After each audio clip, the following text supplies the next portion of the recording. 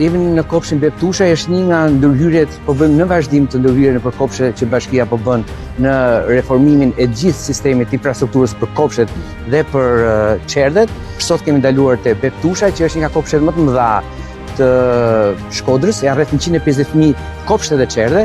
Është një transformim komplet i gjithë këtij kopshti, do të thoja, që është në zemër të Shkodrës, infrastrukturës jo vetëm brenda saj, po edhe të gjithë infrastrukturës ndihmëse për lodrat e fëmijëve të parkut. Jam i kënaqur me punimet e tani, do ta falenderoj firmën edhe njëkohësisht ekipin e bashkisë që po e ndjek nga afër punimet.